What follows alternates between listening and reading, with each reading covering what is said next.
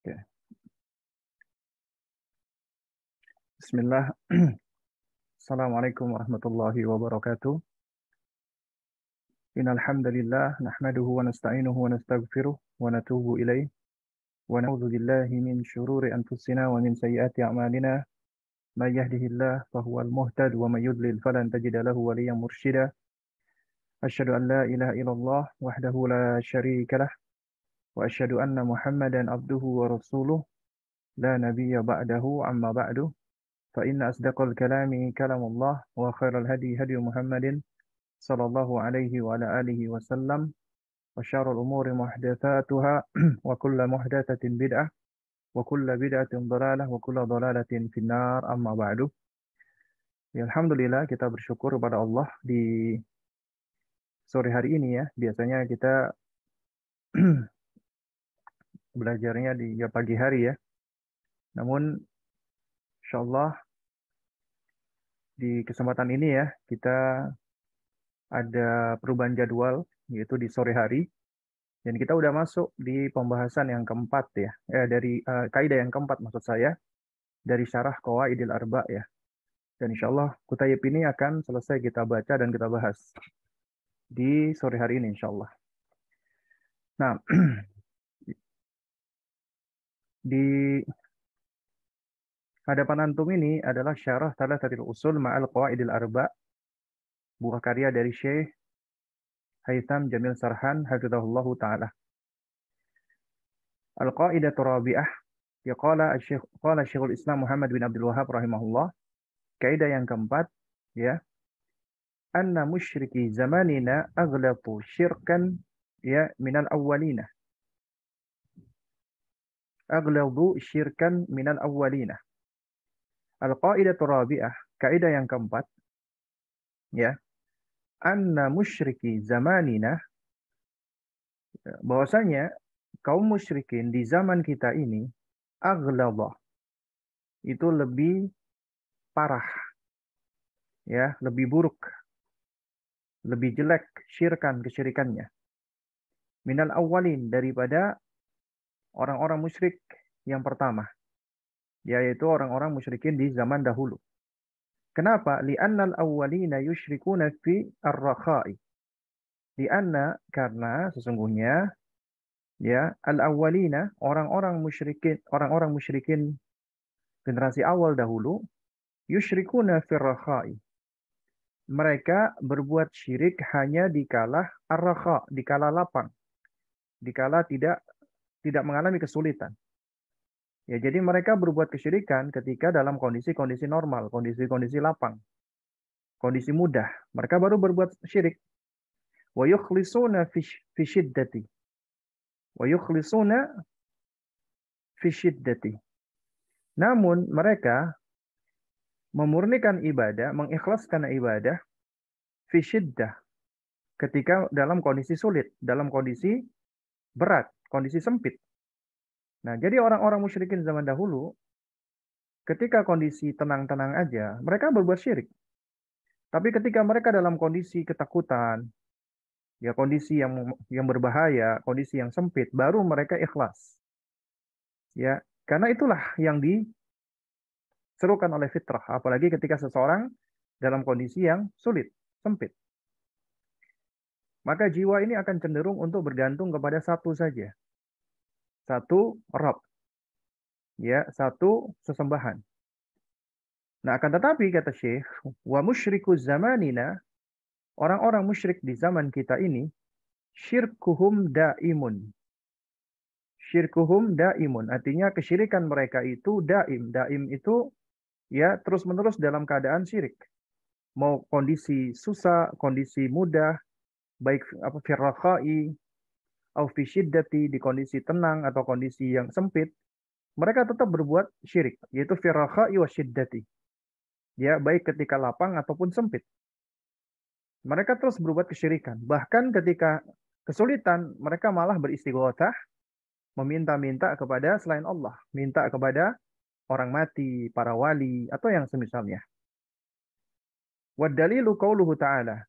Nah, ucapan Syekhul Islam Muhammad bin Abdul Wahhab rahimahullah ini bukanlah sekedar tuduhan ya, bukanlah sekedar klaim.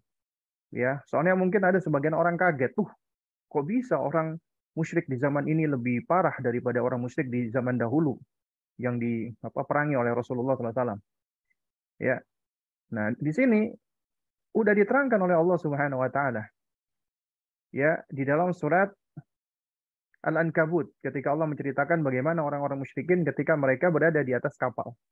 Kata Allah Subhanahu Wa Taala, "Fa'idha raqibu fil fulki da'awullaha mukhlishina lahuddinah." Maka apabila mereka, orang-orang musyrikin itu, naik di atas kapal, maka mereka itu mukhlishina lahuddinah. Ya, mereka itu memurnikan ketaatan hanya kepada Allah. Ya, da'awullaha mukhlishina lahuddinah. Mereka beribadah, mereka berdoa maksud saya, ya dengan cara memurnikan ketaatan itu hanya kepada Allah Subhanahu wa taala. Artinya mereka benar-benar mentauhidkan Allah, mengikhlaskan ibadah hanya kepada Allah. Ketika mereka berada di atas kapal ya. Nah, ini kok error ya, sebentar ya. Baik. Jadi mereka apa namanya? Menyekutukan Allah Subhanahu wa taala. Ketika dalam kondisi berada di atas kapal, ketika kondisi mereka mengalami ketakutan. Ya, karena di atas kapal ketika itu ya seringkali dihantam oleh badai, angin yang dahsyat dan seterusnya. Kemudian kata Allah, "Falamma najjahum ilal barri idahum yusyrikun." Namun ketika Allah selamatkan mereka sampai ke daratan, jadi Allah selamatkan mereka, udah sampai di daratan, idahum yusyrikun. Tiba-tiba mereka kembali menyekutukan Allah. Tiba-tiba mereka kembali berbuat kesyirikan. Ya. Surat Al-Ankabut ayat ke-65. Nah, kemudian kata Syekh, wallahu a'lam wa sallallahu ala Muhammadin wa ala alihi wa sahbihi wasallam, ya. Wallahu a'lam, Allah yang lebih tahu, semoga salawat ya, semoga Allah memberikan salawat kepada Muhammad dan kepada keluarga dan sahabatnya, juga senantiasa Allah memberikan salam atau kesejahteraan kepada beliau dan keluarga beliau dan sahabat beliau. Nah, ini adalah bahasan kita terakhir ya di uh, ketika membahas Kutayib atau risalah ini. Nah, kita baca penjelasan dari Syekh Haitham Jamil Sarhan hafizahullah taala. Di sini diberikan footnote ya. Ini kan kalau kita perhatikan di sini angka 1, kata Syekh, bayyana al-muallif rahimahullahu fi hadhihi al-qaidah mudda quturah mawqif musyriki zamanina. Penulis semoga Allah merahmati beliau ya menerangkan tentang di dalam kaidah ini yaitu betapa berbahayanya sikapnya orang-orang musyrikin di zaman kita. Idhum asyaddu syirkan minal musyrikin al-awwalina. Di mana mereka itu lebih parah kesyirikannya daripada orang-orang musyrikin generasi awal. Lianna musyriki zamanina yusyrikuna billahi fi syiddati warrakhai. Ya, di mana orang-orang musyrik di zaman kita ini mereka tetap berbuat syirik. Mau dikala lapang ataupun sempit, dikala susah ataupun mudah, mereka tetap berbuat syirik. Ya. Wa amma musyrikul madhi, adapun orang-orang musyrikin zaman dahulu, fa innahum yusyrikuna fi rakhai, ya, mereka itu menyekutukan mereka berbuat syirik atau menyekutukan Allah hanya di waktu-waktu lapang saja, di waktu tenang saja. Ya. Wa ya'tarifuna billahi wa wahdaniyatihi fi syiddati. Namun mereka mengakui tentang keesaan Allah, ya, tentang tentang tunggalnya Allah Azza wa Jalla ketika mereka dalam kondisi sulit, ketika mereka dalam kondisi sempit. Jadi ketika mereka dalam kondisi ketakutan, sempit, kondisi yang sulit, baru mereka mentauhidkan Allah, tidak menyekutukan Allah, meminta hanya kepada Allah. Ya. Tapi orang musyrikin zaman sekarang sama saja, tetap berbuat syirik, mau saat lapang atau sempit. Bahkan kadang-kadang kita dapati di saat mereka mengalami kesempitan, mereka malah semakin parah kesyirikannya. Ya. Ketika dalam kondisi genting, itu kita dapati banyak di antara mereka malah semakin parah kesyirikannya. Ini bisa kita dapati, kita lihat nih, contoh misalnya ketika Allah ya uji dengan bencana-bencana, di antaranya bencana alam, baik itu tsunami, gempa, ya itu kita perhatikan itu di sejumlah daerah, alhamdulillah ya, itu sebagian mereka itu fitrahnya menjerit, mereka ketakutan dan mereka ya inabah kepada Allah, karena di balik musibah itu ada pengingat, sehingga sebagian dari mereka itu mau untuk bertaubat kembali, inabah kepada Allah Subhanahu wa taala. Namun di sisi lain ada juga orang-orang yang tidak tahu diri, ya. Malah mereka menganggap ketika terjadi bencana,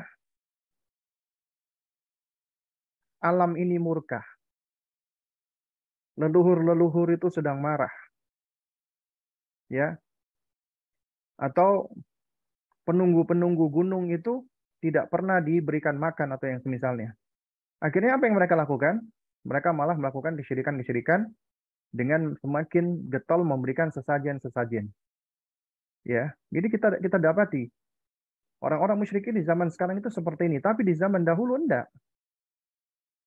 Ketika mereka dalam kondisi genting, sulit, mereka mentauhidkan Allah, minta hanya kepada Allah, minta tolongnya kepada Allah, istighothahnya hanya kepada Allah. Tapi orang-orang zaman sekarang istighothahnya itu malah menyebut-nyebut yang tidak sepatutnya disebut namanya, disandingkan dengan Allah. Ya Syekh Fulan, ya Adlan, ya ini dan itu disebutkan. Tolonglah kami, bantulah kami, ya. Nah, ini menunjukkan orang-orang musyrikin di zaman sekarang lebih parah daripada orang-orang musyrik di zaman dahulu. Dan ini bukan ucapan sekedar tuduhan ya, tapi ini memang ucapan yang berangkat dari apa yang Allah nyatakan. Ya, di dalam surat Al-Ankabut tadi. فَإِذَا رَكِبُوا فِي الْفُلْكِ دَعَوُا اللَّهَ مُخْلِصِينَ لَهُ الدِّينَ فَلَمَّا نَجَّاهُمْ إِلَى الْبَرِّ إِذَا هُمْ يُشْرِكُونَ. Ketika mereka naik kapal, mereka berdoa kepada Allah dengan mengikhlaskan ya ketaatan hanya kepadanya. Dan ketika Allah sudah selamatkan mereka sampai di darat, tiba-tiba mereka berbuat syirik lagi. Ya, tiba-tiba mereka berbuat kesyirikan lagi. Ya. Nah, jadi jamaah sekalian yang dimuliakan Allah Subhanahu wa taala, juga kalau kita perhatikan ya, di dalam surat Yunus nih, ayat 22-23, Allah Azza wa Jalla berfirman, "Huwallazi yusayyirukum fil barri wal bahri." Dialah Allah yang yusayyirukum ya. Yusayyiru artinya Allah lah yang menjadikan kalian mampu untuk melintasi, mampu untuk berjalan. Fil barri wal bahri, di daratan ataupun di lautan. Allah berikan kita kemampuan, termasuk dalam hal teknologi. Kita bisa ya berjalan di atas daratan dan kita juga bisa berlayar di atas lautan. Hatta idza kuntum fil fulki, ya sampai-sampai ketika kalian berada di atas bahtera atau perahu, ya wa jaroina bihim,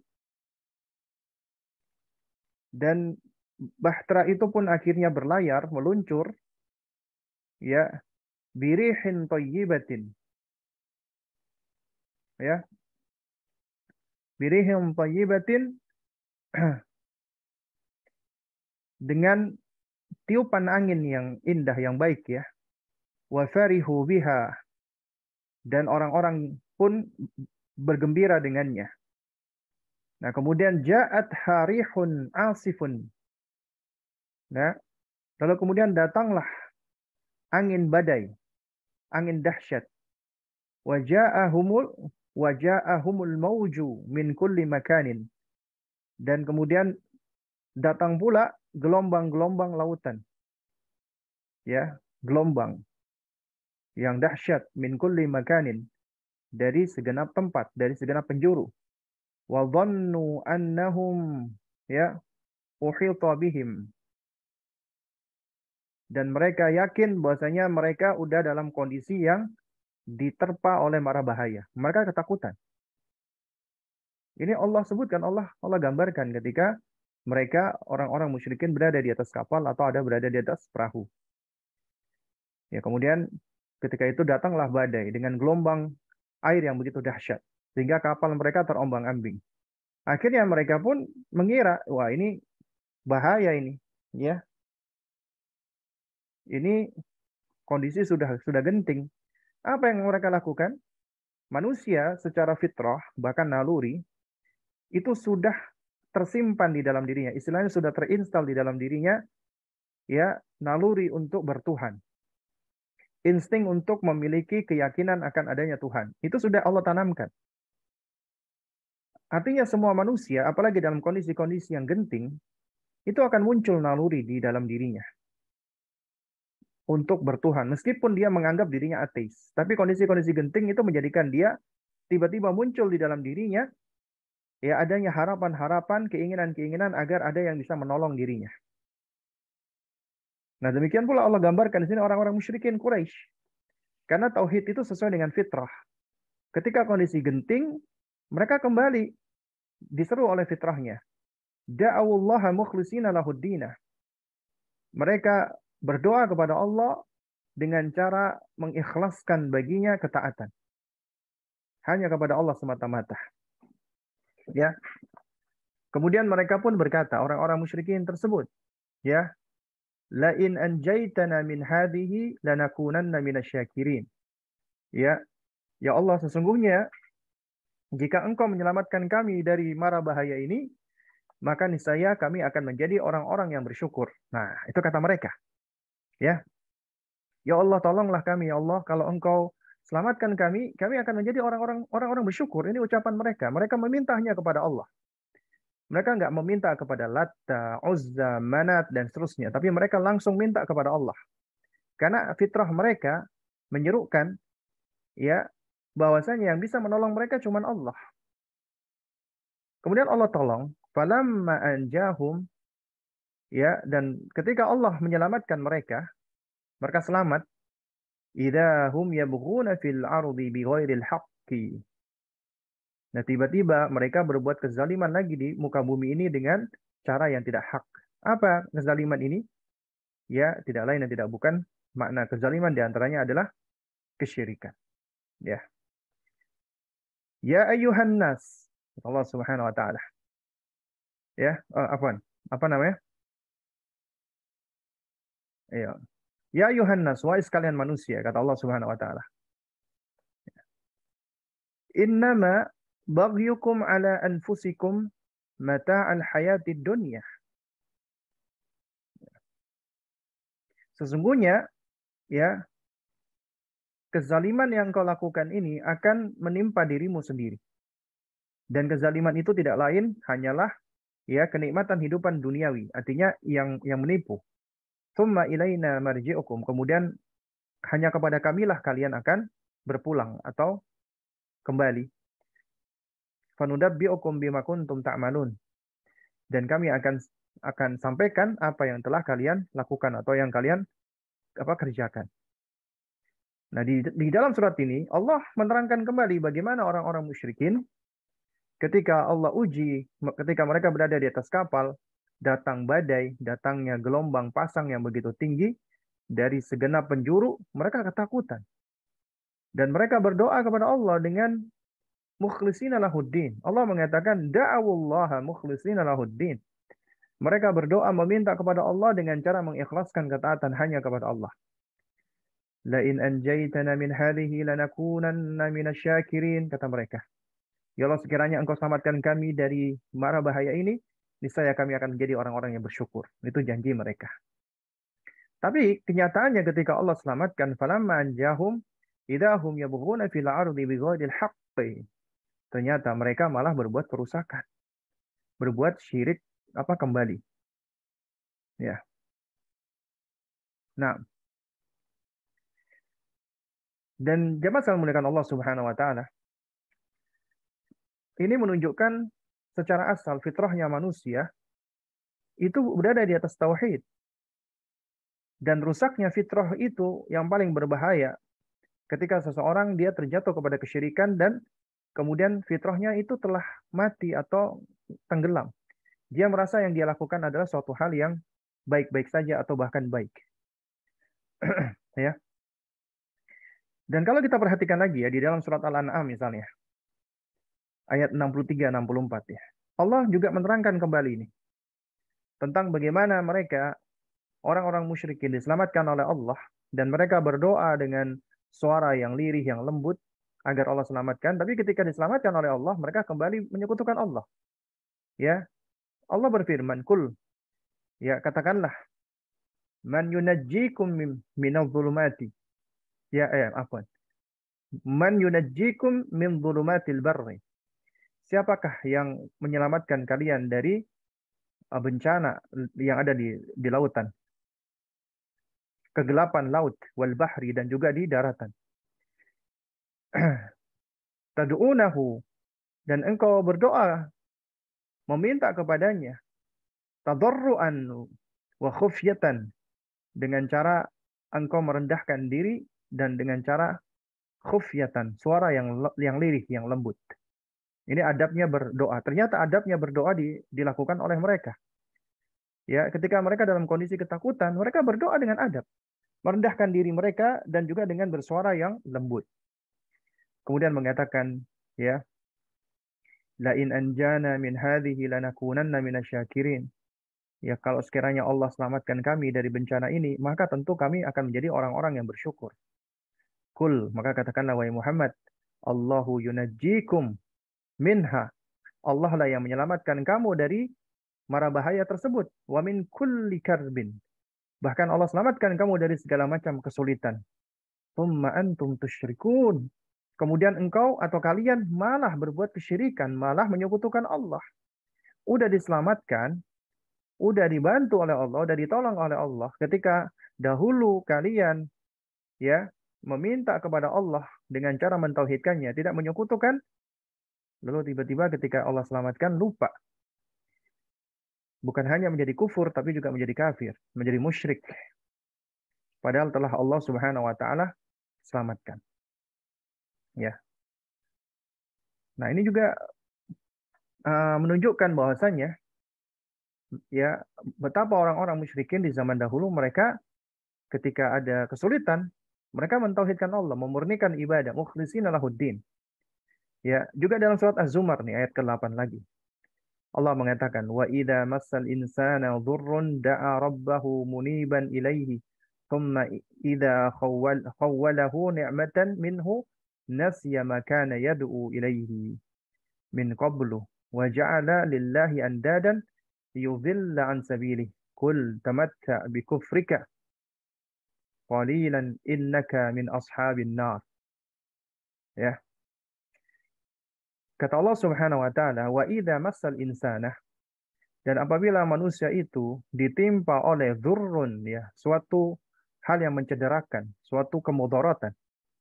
Apa yang dilakukan oleh manusia? Ini perhatikan. Wa idza massal insana dzurrun. Allah tidak menyebutkan khusus untuk orang beriman, tapi Allah menyebutkan manusia dengan alif lam. Ini mustaghraq, menunjukkan semua manusia. Asalnya semua manusia itu seperti ini. Apabila manusia itu ditimpa dengan kemudaratan, kesulitan, bahaya, da'a rabbahu. Dia akan berdoa memohon kepada Rabbnya. Muniban ilaihi, dengan inabah kepadanya, kembali kepadanya. Ya. Nah, tapi kata Allah Subhanahu wa taala, "Tsumma idza khawwalahu ni'matan minhu nasiya ma kana yad'u ilaihi min qablu." Ya, kemudian apabila Allah itu telah mengkaruniakan kepadanya nikmatnya, maka lupalah dia. Lupa dia akan madarat, kesulitan, bencana yang pernah dia hadapi dan kemudian dia berdoa kepada Allah untuk menghilangkan bencana atau mara bahaya sebelum itu. Wa ja'ala lillahi andadan. Yang parahnya lagi, dia menjadikan bagi Allah adanya sekutu-sekutu. Liyudhilla an sabili. Ya, dalam rangka untuk menyesatkan dari jalannya, dari jalan Allah. Kul, maka katakanlah wahai Muhammad, ya tamatta bi kufrika. Silakan engkau bersenang-senang dengan kekafiranmu. Ini kalimat ya, bukan artinya kalimat memang benar-benar disuruh senang-senang, tidak. Tapi ini kalimat sindiran, ya. Artinya ya silakan kamu bersenang-senang nih. dengan siksaan, dengan kesulitan-kesulitan. Ya, dengan kekufuranmu. Ya, tamatta bi kufrika. Ya, qalilan. Ya, selama beberapa waktu yang singkat ini. Innaka min ashabin nar. Karena sesungguhnya kamu termasuk para penghuni neraka. Waliyadu billah. Ya, waliyadu billah. Nah, jadi di sini Allah menyebutkan apabila manusia itu ditimpa dzurrun, ya, suatu kemadaratan atau mara bahaya, da'a rabbahu muniban ilaihi. Maka manusia itu akan berdoa meminta kepada Allah Rabbnya dan berinabah kembali kepadanya. Ya. Nah, ini juga yang semisal surat Al-Isra misalnya. Allah mengatakan wa idza massakum ad-durru fil bahri dhalla man tad'una illa iyyahu falamma najjakum ilal barri a'radtum wa kana al-insanu kafura. Wa idza massakum ad-durr, apabila kamu ditimpa dengan kemadaratan, bahaya fil bahri, di lautan. Ya. Engkau ditimpa dengan kemadaratan atau bahaya di lautan, ya, dhalla man tad'una illa iyyahu. Niscaya akan sirna, hilang yang engkau seru kecuali Dia, Allah Subhanahu wa taala. Falamma najjakum ilal barri, dan anehnya ketika Allah telah menyelamatkan kamu ke daratan, a'radtum, kamu malah berpaling. Wa kana al-insanu kafura, dan sungguh manusia itu adalah kufur, tidak tahu terima kasih, ya. Nah, jadi jamaah sekalian yang dimuliakan Allah Subhanahu wa taala, ya. Makanya kaidah kita sebagaimana Allah terangkan, wa ma bikum min ni'matin faminallah. Ya, apa saja nikmat yang ada pada dirimu, maka itu adalah dari Allah. Ya, itu datangnya dari Allah. Nikmat itu datangnya dari Allah. Tapi seringkali manusia itu ketika Allah berikan nikmat lupa diri. Ya. Makanya manusia perlu diberikan ujian agar kembali, sebagai pengingat agar kembali kepada Allah. Ya. Makanya ketika ke dalam kondisi nikmat, nyaman, manusia lupa, seringkali lalai dari Allah. Bahkan mereka jatuh kepada kesyirikan. Tapi summa idza massakumud dzurru fa ilaihi taj'arun. Namun ketika kamu ditimpa kesulitan, kemadaratan, mara bahaya, maka hanya kepada Allah lah kamu pun, ya, memohon pertolongan, ya. Jadi ketika kamu sulit, maka kamu pun tahu hanya Allah yang bisa menolong kamu, dan kamu pun akhirnya meminta tolong hanya kepadanya. Tapi summa idza kasyafa dzurra ankum, ya, kemudian apabila Allah telah menghilangkan, ya, menyingkirkan kemadaratan atau mara bahaya itu darimu, ya, idza fariqum minkum bi rabbihim yusyrikun. Namun malah tiba-tiba ada sekelompok dari kalian itu berbuat syirik, menyekutukan Allah Subhanahu wa taala. Ya. Nah, jadi jemaah sekalian memuliakan Allah Subhanahu wa taala, inilah, ya, tabiat manusia, dan ini juga memberikan kita pelajaran bahwa manusia itu, ya, seringkali ketika diberikan nikmat, karunia, ketenangan, lupa dengan Allah. Dan lupanya ini malah menggiring atau menyebabkan mereka berbuat hal-hal yang melanggar. Apalagi melanggar haknya Allah, berupa kesyirikan. Dan ini tentunya suatu hal yang sangat membahayakan sekali. Ya. Namun, ketika mereka, ya, dahulu diuji oleh Allah dengan kesulitan-kesulitan, kondisi genting, kondisi-kondisi yang pelik, mereka malah mentauhidkan Allah. Mereka malah kembali meminta pertolongan hanya kepada Allah. Ya. Tapi orang musyrikin di zaman sekarang enggak. Malah apa yang mereka lakukan ketika sulit, malah semakin parah kesyirikannya. Ya, malah semakin enggak karu-karuan. Nah, karena itulah jamaah sekalian dimuliakan Allah Subhanahu wa taala, inilah pentingnya kita untuk memahami, ya, tentang kaidah-kaidah di antaranya al-qaidul arba ini. Ya. Jadi ternyata orang-orang musyrikin di zaman dahulu itu lebih baik, lebih mending maksudnya, ya, bukan lebih baik, daripada orang musyrikin di zaman sekarang. Kenapa? Itu alasannya. Fa idza raqibu fil fulki da'awallaha mukhlishina lahud-din. Falamma najjahum ilal barri idza hum yusyrikun. Ya. Nah, Kita lanjutkan lagi keterangan Syekh Haytham. فإذا كان الكفار فإذا كان الكفار الذين بعث فيهم النبي صلى الله عليه وسلم أقل شركا وكفرهم الله فما بالك بمن ya syirkuhum daimun fis sarra'i wad dharra fahum kuffarun min babi aulah. Apabila orang-orang kafir yang mana kepada mereka lah diutus Nabi SAW itu ternyata lebih akal ya, lebih sedikit kesyirikannya, lebih enteng kesyirikannya, tapi wa kaffarahumullah, Allah mengkafirkan mereka dan mengatakan mereka musyrik, fama baluka, bagaimana lagi menurutmu biman syirkuhum daimun fis sarra'i wad dharra, dengan orang-orang yang kesyirikannya itu selalu terus-terusan ketika genting dan ketika mudah, ketika sulit dan ketika mudah, tetap berbuat syirik. Ya, maka fahum kuffarun min babi aulah. Maka mereka adalah ya tentunya kafir, ya mereka lebih utama lagi untuk apa? Untuk dikafirkan atau dikatakan kafir. Nah, baik, jamaah sekalian yang dimuliakan Allah Subhanahu wa taala ya. Baik. Jadi dari sini kita telah mempelajari ya di kaidah yang keempat ini ya. Di kaidah yang keempat ini kita telah belajar tentang orang-orang musyrikin di zaman dahulu itu ternyata lebih parah. Maksud saya di zaman sekarang lebih parah daripada orang-orang musyrikin di zaman dahulu. Nah, baik. Jamaah sekalian dimuliakan Allah Subhanahu wa taala ya. Sekarang coba kita lihat ini ya. Nah, ini supaya bisa kelihatan semua ya. Nah, ini al-qawaidul arba ya.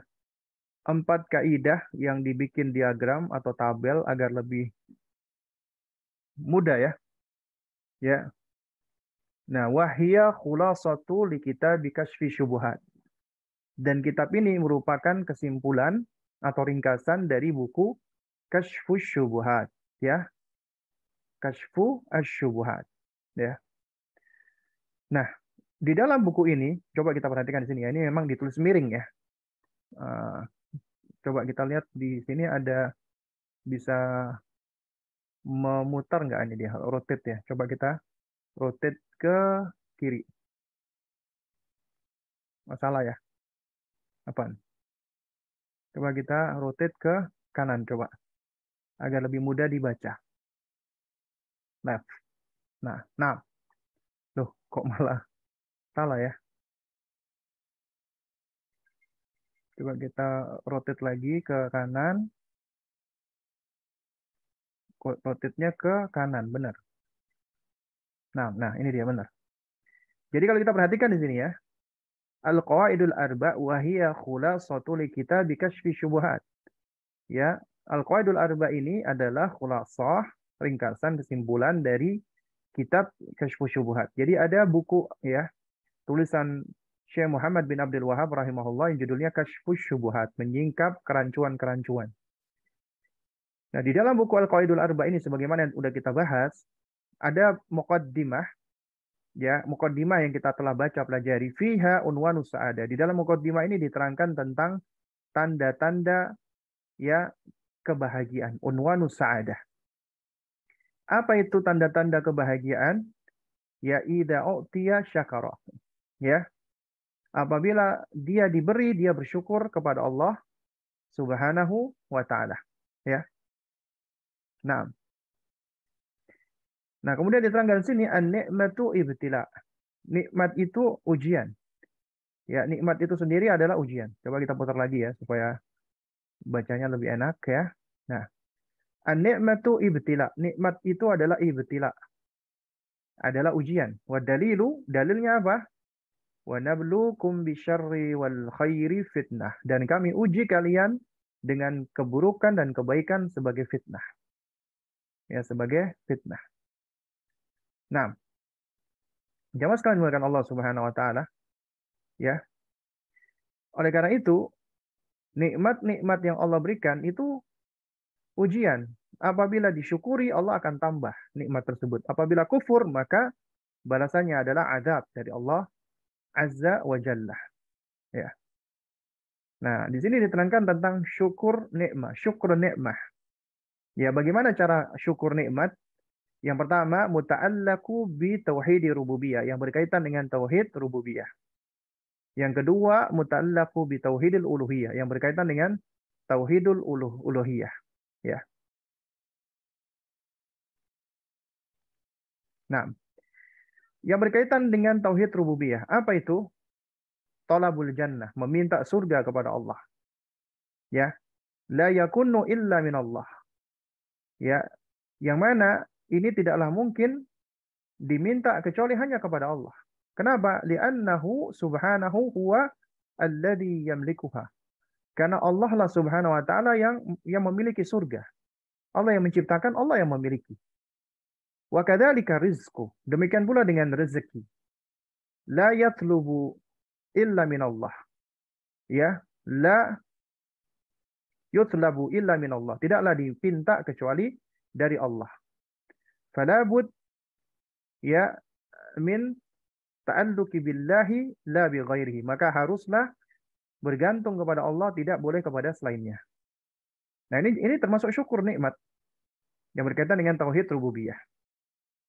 Lalu bagaimana syukur nikmat yang berkaitan dengan tauhid uluhiyah?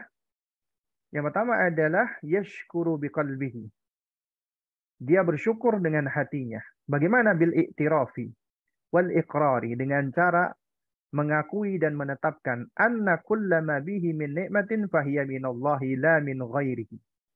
Bahwasanya semua kenikmatan yang ada padanya, maka itu semua dari Allah, tidak ya dari selainnya. Semua itu datangnya dari Allah. Ya, bukan dari selainnya. Hanya Allah Subhanahu wa taala semata.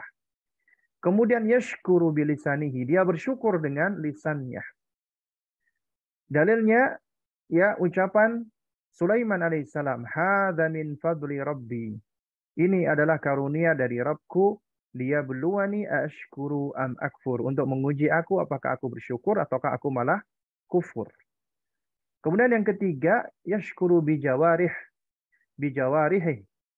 Dia bersyukur dengan anggota tubuhnya, ya. Nah, bagaimana ya bi'an tasrifun ni'am fi syukril mun'im wa kullu ni'matin bihasabiha fa syukru ni'matil mal an yunfiqa fi ta'atillah wa syukru ni'matil ilm an yubdilahu liman sa'alah imma bilisanil hal awil maqal. Ya, yaitu syukur dengan anggota tubuh. Ya. Dengan cara apa? Ya. Dengan cara apa namanya? Dengan cara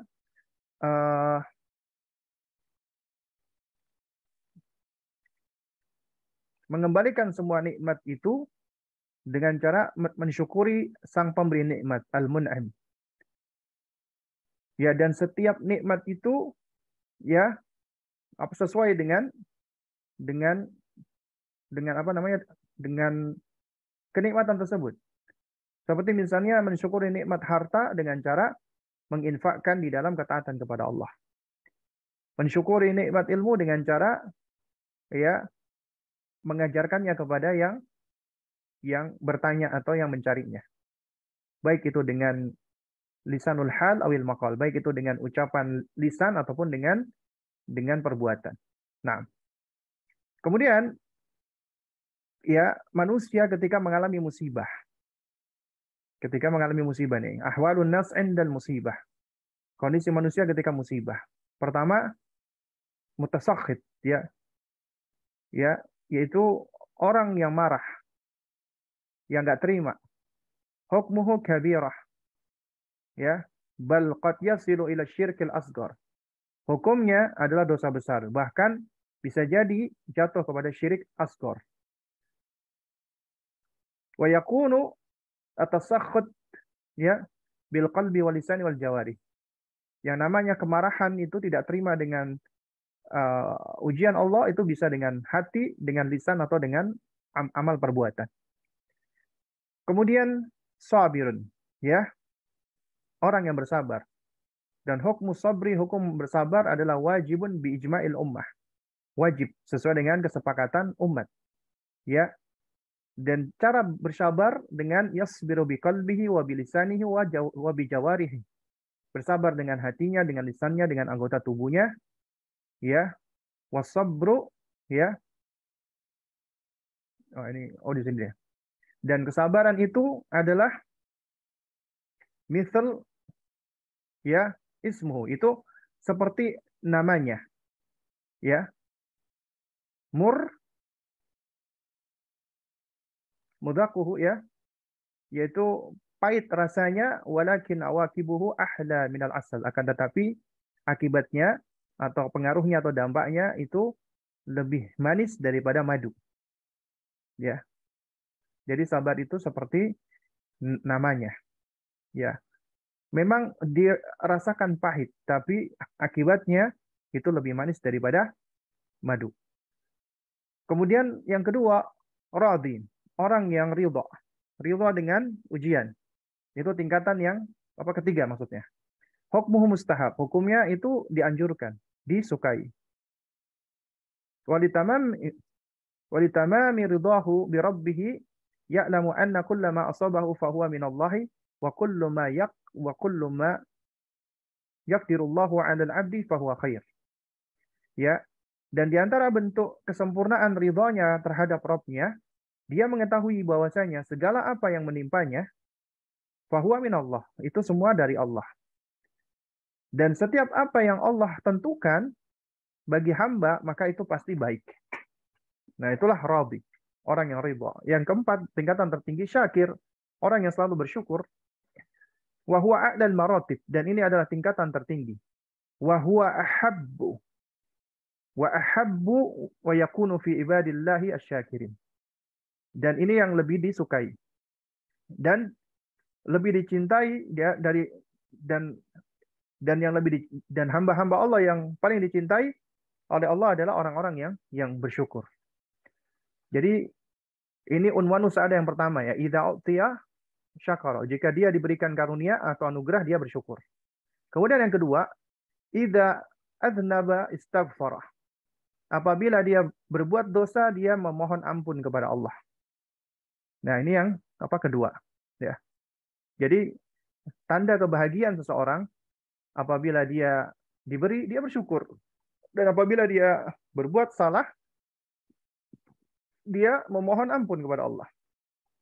Nah, kemudian di muqaddimah itu juga kita mempelajari limadza nadrusu tauhid.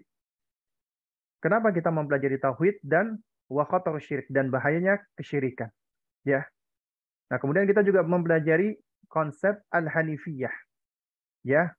Al-hanifiyah yaitu kehanifan dari millatu Ibrahim, ajarannya Ibrahim. Ya, annallaha khalaqaka li ibadatihi, bahwasanya Allah menciptakan Anda untuk mengibadahinya, menyembahnya semata. Al-ibadatu la tusamma ibadah illa ma'at tauhid. Ibadah itu tidaklah disebut dengan ibadah kecuali apabila disertai dengan ketauhidan atau mentauhidkan Allah. Wasyirku idza khalatal ibadah afsadaha. Ya, wa ahbatal amal wa sara sahibuhu minal khalidina finnar. Dan kesyirikan apabila bercampur dengan ibadah, maka akan merusak ibadah dan menghanguskan pahala amalannya. Dan pelakunya menjadi orang-orang yang kekal di dalam neraka. Ya, wa ahammu ma'alaika ma'rifat. Dan ini adalah suatu hal yang wajib dan yang penting untuk diketahui. Nah, kemudian al-qawaidul arba yang kita pelajari, ya, dari buku ini ada 4, yang namanya al-qawaidul arba. Al-qaidatul ula, kaidah yang pertama, annal kuffara alladzina qatalahum Rasulullah sallallahu alaihi wasallam kanu mukirrina bi tauhid rububiyyati wa lam yakunu mukirrina bi tauhidil uluhiyyati, ya, wa lam yudkhilhum hadha fil Islam. Kaidah pertama adalah orang-orang kafir yang diperangi oleh Rasulullah, mereka menetapkan tauhid rububiyah, tapi mereka tidak menetapkan tauhid uluhiyah. Sehingga ini tidak menjadikan mereka termasuk Islam, ke dalam lingkaran Islam, tidak menjadikan mereka muslim. Al-qaidatu tsaniyah, kaidah yang kedua, annal kuffara kanu ya'buduna al-asnam li ajlil qurba wa syafa'ah. Orang-orang kafir ketika mereka menyembah berhala-berhala atau sesembahan-sesembahan selain Allah, untuk apa tujuannya? Li ajlil qurba wa syafa'ah, untuk mencari kedekatan agar didekatkan kepada Allah dan mencari syafaat, ya. Kemudian yang ketiga, al-qaidatu tsalitsah, anna Nabiya sallallahu alaihi wasallam ya dhahara ala unasin mutafarriqin fi ibadatihim wa lam yufarriq baina syirkin wa syirkin. Ya, bahwasanya Nabi SAW itu beliau muncul di tengah manusia yang beraneka ragam peribadatannya. Jadi kesyirikannya itu berbeda-beda. Ya, tapi beliau tidak membedakan antara syirik yang satu dengan syirik yang lain. Artinya semua kesyirikan itu adalah syirik, musyrik. Makanya asyirku millah wahidah. Syirik itu adalah agama yang satu. Entah itu menyembah batu, menyembah bintang, menyembah matahari, menyembah ini dan itu, semuanya dikatakan musyrik. Meskipun sesembahannya berbeda-beda. Dan Nabi itu muncul di tengah-tengah manusia seperti ini. Dengan berbagai macam peribadatan. Dan Nabi tidak beda-bedakan. Semuanya dikategorikan tetap satu. Musyrik. Al-Qaidatu Rabi'ah yang tadi kita baca. Kaidah yang keempat. Ya, bahwasanya anna musyriki zamanina a'adhamu syirkan minal awwalin. Bahwasanya orang-orang musyrik di zaman kita itu lebih parah kesyirikannya daripada ya syirik generasi awal. Nah, baik. Jamaah sekalian yang dimuliakan Allah Subhanahu wa taala ya. Nah, jadi inilah poin-poin atau ringkasan dari buku yang kita pelajari ini, Al-Qawaidul Arba. Ya. Al-Qawaidul Arba. Nah, ini sebenarnya bukunya bagus ya. Ini ada ujian ya. Ikhtibar ya. Di sini ada nama ya. Kemudian Miqdarul Hifdzi min Kitab Tauhid ya, yaitu apa namanya? Kadar hafalan tentang kitab tauhid, dan kemudian hal tahfaz al-qawaidul arba, apakah engkau mau menghafal al-qawaidul arba. Nah, jadi di sini pertanyaannya tuh gampang. Ya, cuman ya memang ini memerlukan penelaahan dan hafalan. Jadi al-amal atau deskripsi. An-ni'matu ibtila. Ya, nikmat ujian. Apa dalilnya? Dari Al-Quran dan Sunnah. Ya, iqrarul kuffari birububiyah. Penetapan orang-orang kafir terhadap rububiyah. Artinya orang kafir, orang musyrikin itu mereka mengakui rububiyah. Apa dalilnya? Ya. Thalabul qurbah. Orang-orang musyrikin itu ketika menyembah berhala itu bukan sekedar menyembah, tapi mereka thalabul qurbah, mencari kedekatan agar didekatkan kepada Allah. Apa dalilnya? Ya, kemudian ada yang namanya syafa'atul manfiyah, syafaat yang ditolak. Ya, syafaat yang tentunya nggak benar. Ya. Apa dalilnya? Kemudian dalilus syams wal qamar, yaitu dalil tentang adanya yang menyembah matahari dan bulan. Dalilul malaikah, apa dalil orang yang menyembah malaikat? Dalilul anbiya, apa dalil yang menunjukkan ada yang menyembah para nabi?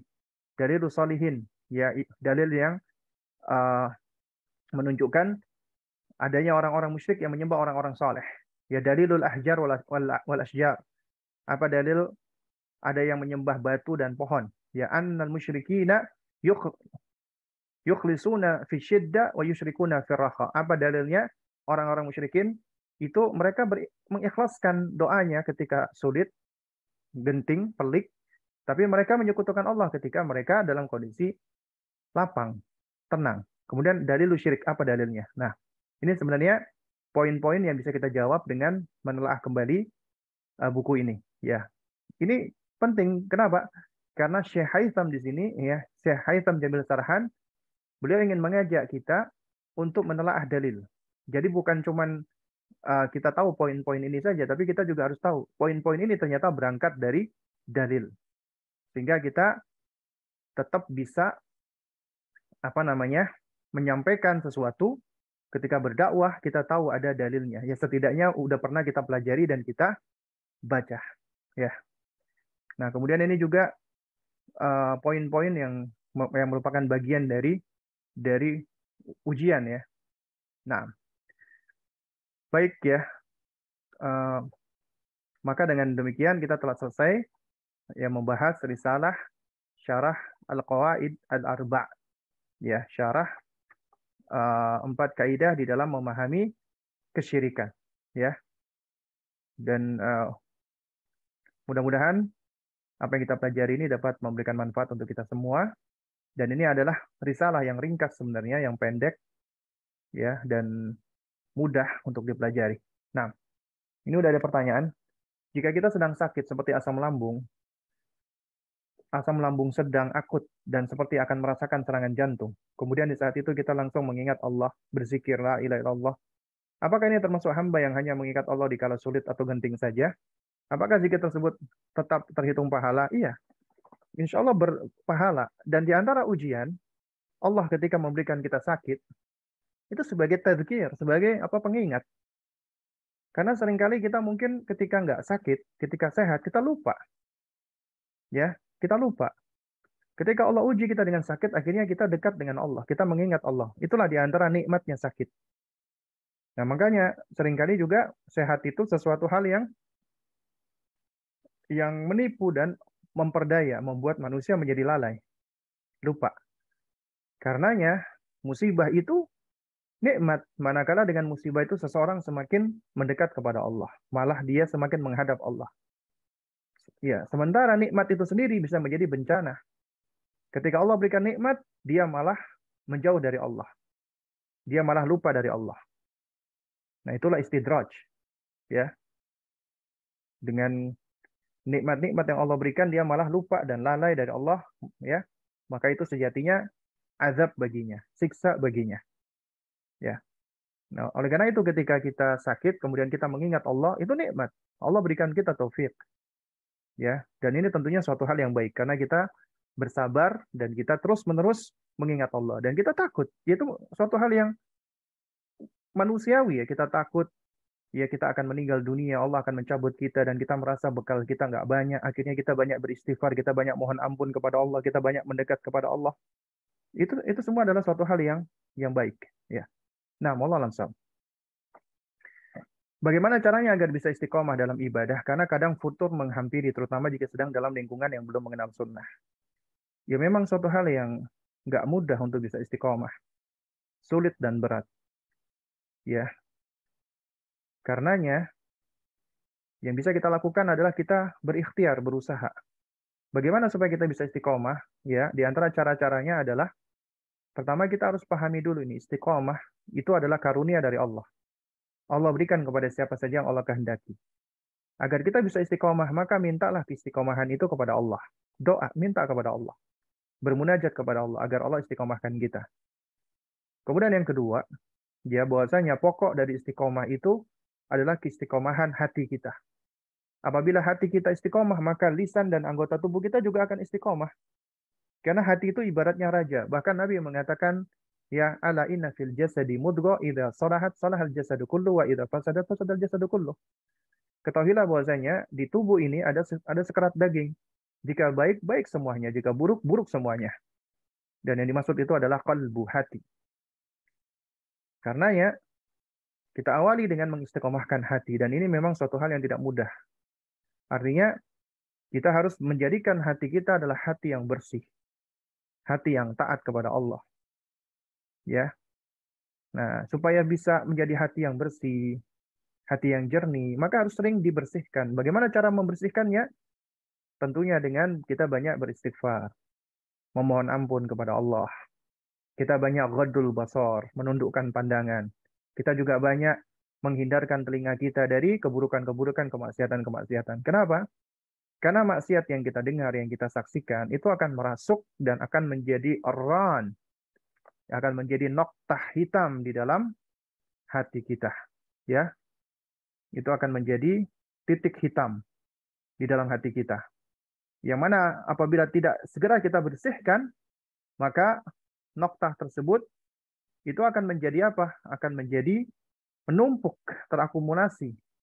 Sehingga bisa menjadikan hati itu kotor dan tertutupi. Ya, bahkan apa? Bahkan yang dikhawatirkan adalah hati itu bisa menjadi mayit. Ya, makanya dalam surat Al-Mutaffifin Allah mengatakan, ya, kalla bal rana ala qulubihim ma kanu yaksibun. Ya, sekali-kali tidak, bahkan apa yang mereka kerjakan itu akan menutupi hati mereka, kata para ulama dan antara Ibnu Qayyim, ya. Jadi kata rana itu artinya nokta hitam, akan menjadi penutup yang menutupi hati. Jadi harus dibersihkan, ya, dari keburukan-keburukan. Lalu kemudian juga di antara caranya adalah terus belajar menuntut ilmu, ya, mencari ilmu-ilmu yang bermanfaat dan terus sibukkan diri dengan banyak beribadah. Jangan meremehkan ibadah, ya. Dan ingat ya jamaah sekalian, ketika terbetik di dalam diri kita untuk melakukan kebaikan, itu sebenarnya adalah tanda kebaikan dari Allah. Jangan ditunda. Karena dengan menunda, ya, maka setan akan masuk dan kemudian akan semakin memanjangkan angan kita, taswif, nanti aja, nanti aja. Jadi segera ketika kita muncul keinginan-keinginan baik, wah aku ingin sedekah, oh itu ada orang susah, aku sedekah, langsung lakukan. Ya, wah ada masjid itu, aku ingin singgah dulu di masjid untuk sholat sunnah, langsung singgah ke masjid sholat sunnah. Ya, jadi segala bentuk betikan-betikan baik itu kita segera melakukannya. Ya, dan kemudian juga banyak apa namanya, banyak menelah Al-Quran, bukan hanya membaca. Ya, kita membaca bagus, mendengarkan bagus, dan menelah Al-Quran. Ya, nah, dan kemudian bersahabat dengan sahabat-sahabat yang baik, selektif dengan kawan-kawan. Jadi kita tidak berkawan dengan sembarang orang. Bukan artinya kita uh, mengeksklusifkan diri, bukan. Ya, beda ya. Mengeksklusifkan diri itu artinya kita nggak mau bergaul, kita menutup diri dengan manusia. Bukan seperti itu. Tetap ketika kita ketemu orang, kita tetap harus menunjukkan akhlak yang mulia. Kita ucapkan salam, senyum, sapa, santun, sopan, itu tetap harus kita lakukan. Tapi untuk bersahabat baik, bersahabat dekat, nggak semua orang. Kita harus memilih-milih, memilah-milah, selektif. Karena kata Nabi, almaru ala dini khalili. Seseorang itu berada di atas agama teman dekatnya. Maka falyanzur ya biman yukhalil. Maka perhatikanlah dengan siapa engkau berteman dekat. Jadi perhatikan dia teman dekat. Nah, bagaimana jika kita sudah hijrah mendakwai rekan di lingkungan kantor, kalau rekan kerja nggak sholat dan kita nggak mengingatkan, apa kita dosa? Dan jika kita merasa beda sendiri, itu konsekuensi ya bagi yang hijrah. Terima kasih. Nah, jadi intinya, ya, hijrah itu kan maknanya sebenarnya taubat ya. Kita inabah, kembali kepada Allah. Atau hijrah itu maknanya intiqal, kita berpindah. Dari tadinya kita nggak punya ilmu, kita sekarang terus pengen punya ilmu banyak. Ingin supaya kita memiliki ilmu yang bermanfaat, agar kita bisa beramal dengan amal yang baik. Hijrah itu juga kita berpindah, ya. Dari tadinya kita mungkin banyak didominasi perbuatan-perbuatan jelek, sekarang kita banyak melakukan perbuatan-perbuatan baik. Hijrah itu bisa bermakna yang tadinya kita banyak melakukan hal yang sia-sia, sekarang kita banyak melakukan hal yang bermanfaat. Hijrah itu adalah bermakna tadinya kita banyak berkata-kata yang nggak baik, sekarang kita berkata-kata yang baik. Ya, intinya semua perubahan yang membawa kita berpindah dari sebelumnya kurang baik menjadi baik itulah hijrah. Ya, makanya dikatakan oleh Nabi yang namanya al-muhajiru man hajara, ya, apa namanya, manaha anhu. Ya, namanya seorang muhajir adalah orang yang meninggalkan apa yang dilarang baginya. Ya, apa yang diharamkan, maka dia tinggalkan. Itu hijrah. Nah, dan tentunya ketika seseorang ingin melakukan kebaikan, mengajak kepada kebaikan, ya, maka di situ akan ada penghalang-penghalangnya. Karena kita memiliki musuh yang nyata, syaitan, dari bangsa manusia dan dari bangsa jin. Kita juga memiliki musuh dari diri kita. ada syahwat, ya hasrat yang mengajak kepada keburukan-keburukan, ya. Nah, oleh karena itu makanya perlunya namanya mujahadah.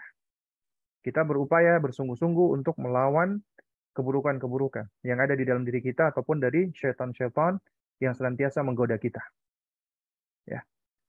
Nah, termasuk ketika kita mengajak kebaikan akan ada penentang-penentangnya. Nah, makanya kita diperintahkan untuk bersabar, ya.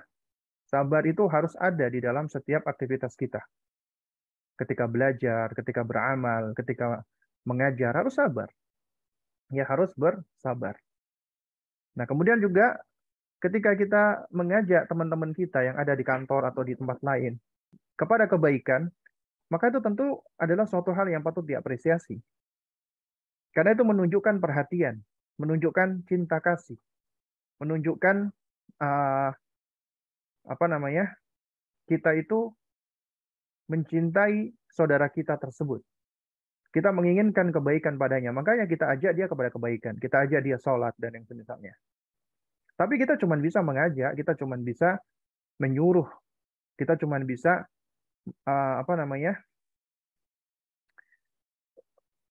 berdakwah, menyampaikan saja. Tapi kita nggak bisa menjadikan orang tersebut menerima dakwah kita, seruan kita, ajakan kita. Yang bisa Allah. Karenanya kewajiban kita cuma menyampaikan, selebihnya kita doakan, serahkan kepada Allah. Ya, kita serahkan kepada Allah Subhanahu wa taala. Nah,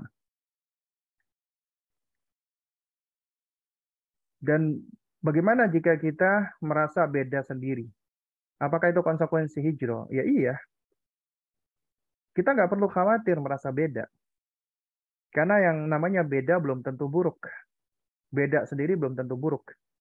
Apalagi kalau kita berupaya berpegang dengan syariat dan syariat itu menjadi suatu hal yang asing. Ini sudah disabdakan oleh Nabi.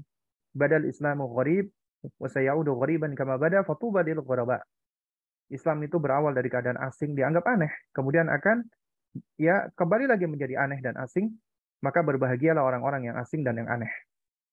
Ya, makanya kita nggak perlu khawatir ketika kita dianggap berbeda. Karena yang namanya al-jamaah, ya, itu bukannya banyak orang, bukan. Karena yang namanya al-jamaah itu tidak dilihat dari banyaknya manusia. Tapi yang namanya al-jamaah itu adalah ya muwafaqatul haq, selaras dengan kebenaran, wa in kunta wahdak, meskipun Anda seorang diri. Meskipun kita sendirian, asalkan kita berada di atas kebenaran, maka itulah al-jamaah. Ya. Bagaimana caranya agar dapat meluruskan niat segala ibadah yang kita lakukan untuk mendapatkan ridho Allah? Contoh, sebagai panitia kajian agar dapat meluruskan niat untuk mendapatkan pahala jariah dan tidak hanya sekedar menunaikan kewajiban saja. Nah, agar kita bisa meluruskan niat, ya, memang kata Al-Imam Fudail bin Iyad, ya, rahimahullah, ini ulama, ya, besar, ulama yang saleh. Beliau sendiri mengatakan, ya, ma asyaddu, ya, apa namanya, ma asyaddu syai'an, ya, dan apa namanya, tidaklah ada sesuatu yang lebih besar, no, ma alajtu syai'an asyaddu min niyati. Tidak ada sesuatu yang aku perbaiki, yang harus aku benerin itu lebih berat daripada niatku. Ya, lebih berat daripada niatku. Karena niat itu berat, berubah-ubah. Ya, karenanya ini memang butuh untuk senantiasa terus mengingat Allah dan selalu menyebut Allah. Karena itulah yang akan terus ya menjadikan hati kita ya terus-terusan berada di atas relnya. Mungkin ada kalanya hati kita bergeser. Ada niat-niat yang jelek, yang buruk atau niat-niat duniawi. Maka manakala kita sadar, kita segera kembalikan lagi niat kita ke koridornya tadi. Dan kita beristighfar kepada Allah. Mohon ampun kepada Allah. Ya. Dan itu memang suatu hal yang berat. Ibaratnya kita itu sedang berupaya untuk membawa ya niat kita itu agar bisa berjalan di relnya, ya, agar bisa berjalan di koridornya tidak keluar. Dan itu butuh usaha, butuh effort. Ya. Dan agar kita bisa senantiasa terus terus meluruskan niat kita, maka jadikanlah apa yang kita lakukan itu semuanya pertama didorong oleh cinta kita kepada Allah. Berarti kita harus menumbuhkan rasa cinta kepada Allah. Cinta nggak mungkin bisa terbentuk tanpa mengenal Allah. Berarti kita perlu untuk mengenal Allah. Pengenalan kepada Allah tidak akan terwujud tanpa melakukan uh, pembelajaran, ta'allum, dan tanpa melakukan observasi, pengamatan terhadap alam semesta. Dengan belajar, kita mempelajari kitab suci Al-Quran, hadis-hadis Nabi, dengan melakukan pengamatan terhadap alam ciptaan Allah, kita akan semakin takjub kepada Allah, semakin bersyukur kepada Allah, semakin mencintai Allah. Ya. Jadi kita tumbuhkan dulu rasa cinta kita kepada Allah. Itulah yang akan menjadi motor. Ya, motor yang akan menggerakkan amalan kita. Kemudian yang kedua, ya, ketahuilah bahwasanya, ya, apa yang ada di sisi Allah berupa balasan itu jauh lebih baik daripada apa yang ada di dunia. Sehingga apabila ada tendensi-tendensi dari dunia, ketahuilah itu adalah tendensi-tendensi yang tidak begitu bermakna dan tidak begitu berguna. Karena apa yang ada di sisi Allah itu jauh lebih baik. Dan ini tentunya nggak lepas dari babul iman dan yakin. Iman dan yakin kita, ya, kepada Allah dan atas ganjaran Allah. Nah, karenanya perlu bagi kita untuk terus menghadirkan di dalam diri kita, saya beramal karena Allah, mengharapkan surga Allah, takut akan azab Allah, mengharapkan amalku diterima, takut apabila amalku tidak diterima. Jadi harus beriring ini antara Antara rogoban wa rohaban. Antara harap-harap dan cemas.